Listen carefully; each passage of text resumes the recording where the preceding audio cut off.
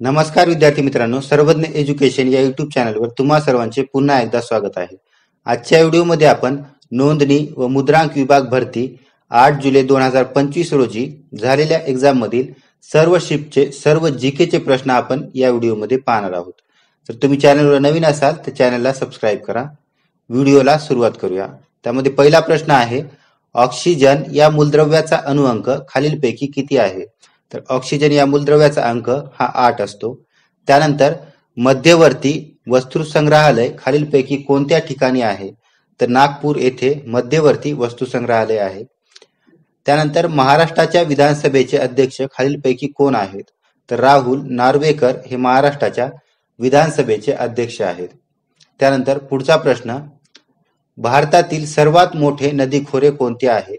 तर गंगा हे भारतातील सर्वात मोठे नदीखोरे आहे. तुमच्यासाठी एक प्रश्न, गंगा नदीखोऱ्याने भारताचे किती टक्के क्षेत्र व्यापले आहे ते तुम्हाला कमेंट बॉक्समध्ये सांगायचं आहे. त्यानंतर पुढचा प्रश्न, धुण्याचा सोडा याचे रासायनिक सूत्र खालीलपैकी काय आहे? तर Na2CO3 हे धुण्याचा सोडाचे रासायनिक सूत्र आहे. त्यानंतर भारतातील पहिले महिला विद्यापीठ कोणते आहे? तर SNDT हे भारतातील पहिले महिला विद्यापीठ आहे. याचा फुल फॉर्म होतो श्रीमती नाथीबाई दामोदर ठाकरसी. हे भारतातील पहिले महिला विद्यापीठ आहे. त्यानंतर पुढील प्रश्न पाहूया, सरदार वल्लभभाई पटेल यांचा पुतळा कोणत्या नदीच्या काठी आहे? तर यांचा पुतळा हा नर्मदा नदीच्या काठी आहे. त्यानंतर आगामी होणारी ऑलिम्पिक स्पर्धा कोणत्या वर्षी होणार आहे? तर पुढील ऑलिम्पिक स्पर्धा ही 2028 मध्ये होणार आहे. त्यानंतर भारताचे पहिले फील्ड मार्शल कोण होते? तर सॅम मानेकशहा हे भारताचे पहिले फील्ड मार्शल होते. त्यानंतर पुढील प्रश्न पाहूया, सारनाथ स्तंभ खालीलपैकी कोणाच्या काळामधील आहे? तर हा स्तंभ सम्राट अशोक यांच्या काळामधील आहे. त्यानंतर देशातील पहिले भिकारी मुक्त शहर कोणते बनले आहे? तर पहिले भिकारी मुक्त शहर हे इंदोर बनले आहे. त्यानंतर पारा मूलद्रव्याचे रासायनिक संज्ञा कोणती आहे? तर Hg ही पारा या मूलद्रव्याची रासायनिक संज्ञा आहे. त्यानंतर पुढचा प्रश्न, जोगेश्वरी लेणी खालीलपैकी कोणत्या ठिकाणी आहेत? तर ही लेणी मुंबई उपनगर या शहरामध्ये आहेत. त्यानंतर भारतातील पहिले मयूर अभयारण्य कोणते? मयूर म्हणजे जे मोरासाठी बनवले आहे ते. तर हे नायगाव हे भारतातील पहिले मयूर अभयारण्य आहे. त्यानंतर उजनी हे धरण खालीलपैकी कोणत्या ठिकाणी किंवा कोणत्या जिल्ह्यामध्ये आहे? तर हे धरण सोलापूर या जिल्ह्यामध्ये स्थित आहे. पुढचा प्रश्न पाहूया, 7 बेटांचे शहर म्हणून कोणते शहर ओळखले जाते? तर मुंबईला 7 बेटाचे शहर म्हणून ओळखले जाते. कोणत्या जिल्ह्यामध्ये जिल्हा परिषद नाही? तर मुंबई या जिल्ह्यामध्ये जिल्हा परिषद नाहीये. महाराष्ट्राच्या अतिदक्षिणेकडील सीमेवरून वाहणारी नदी खालीलपैकी कोणती? तर ही नदी आहे तेरेखोल. आपल्या काय अतिदक्षिणेकडे विचारली आहे, तुम्हाला काय अति उत्तरेकडील नदी कमेंट बॉक्समध्ये कमेंट करून सांगायची आहे. महाराष्ट्राच्या अति उत्तरेकडील वाहणारी नदी कोणती आहे ती. त्यानंतर पुढचा प्रश्न पाहूया, महाराष्ट्रात एकूण किती कृषी विद्यापीठ आहेत? तर महाराष्ट्रात एकूण 4 कृषी विद्यापीठे आहेत. त्यानंतर मानवी समता ही मासिक खालीलपैकी कोणी सुरू केले आहे? तर हे मासिक महर्षी कर्वे यांनी सुरू केले आहे. त्यानंतर आणखी एक मासिक आहे ते म्हणजे समता. हे मासिक कोणी सुरू केले आहे ते तुम्हाला कमेंटमध्ये सांगायचं आहे.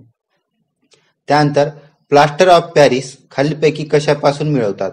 तर प्लास्टर ऑफ पॅरिस हे जिप्सम पासून मिळवले जाते.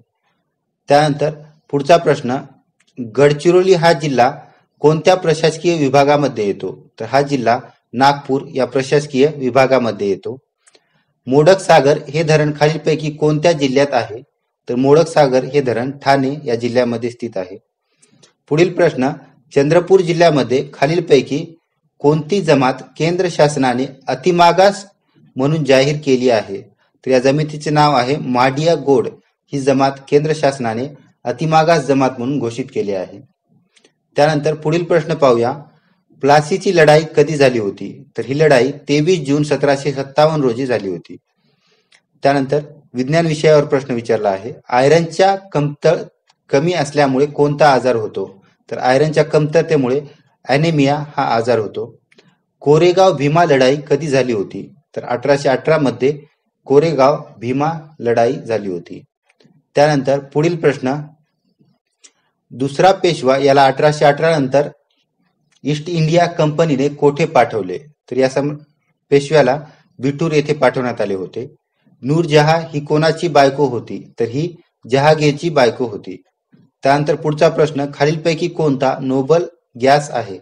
तर helium, neon, argon, xenon, radon आणि क्रिप्टॉन हे 6 नोबल गॅस आहेत. तुम्हाला कोणते नाहीत असा पण प्रश्न विचारला जाऊ शकतो. त्यामध्ये याच्यापैकी दिलेले असतात आणि एक वेगळा दिला जाऊ शकतो. ठीक, तर ही सर्व पाठ करायची आहेत. त्यानंतर पुढील प्रश्न पाहूया, खालीलपैकी कोणत्या सम्राटाने स्तंभालेखन केले आहे? तर अशोक सम्राट या सम्राटाने स्तंभालेखन केले आहे. जवळपास जास्तीत जास्त स्तंभालेखन हे अशोक सम्राट यांच्याच काळातील आहेत. त्यानंतर योग दिवस कधी साजरा केला जातो? तर दरवर्षी 21 जून रोजी योग दिवस साजरा केला जातो. रक्तदान दिवस कधी साजरा केला जातो?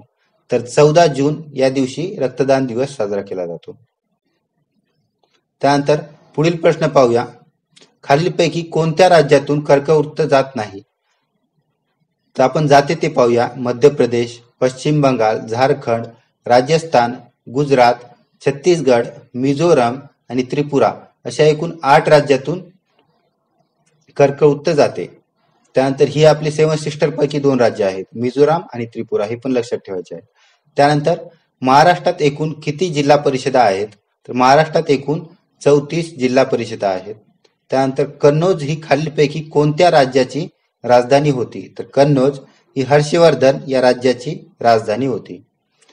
त्यानंतर पुढचा प्रश्न पाहूया, सिट्रिक ऍसिड सर्वात जास्त कोणत्या फळात आढळते? तर लिंबू या फळात सिट्रिक ऍसिडचे प्रमाण सर्वाधिक असते. त्यानंतर दुसऱ्या सजीव किंवा मृत शरीरावर जगणाऱ्यांना काय म्हणतात? तर अशा सजीवांना पॅरासायटिक सजीव म्हणतात, जे की दुसऱ्या सजीवावर जगतात. त्यानंतर उपराष्ट्रपतीच्या निवडणुकीसंदर्भात अंतिम निर्णय कोण घेतो? तर अंतिम निर्णय हे सर्वोच्च न्यायालयाद्वारे घेतले जातात.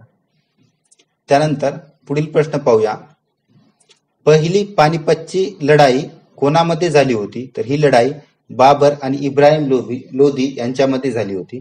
या सेशनच्या PDF साठी सर्वज्ञ एज्युकेशन या टेलिग्राम चॅनलला जॉईन करा. व्हिडिओ आवडला असेल तर व्हिडिओला लाईक करा. त्यानंतर सर्वज्ञ एज्युकेशन आपल्या YouTube चॅनलला सबस्क्राईब करा.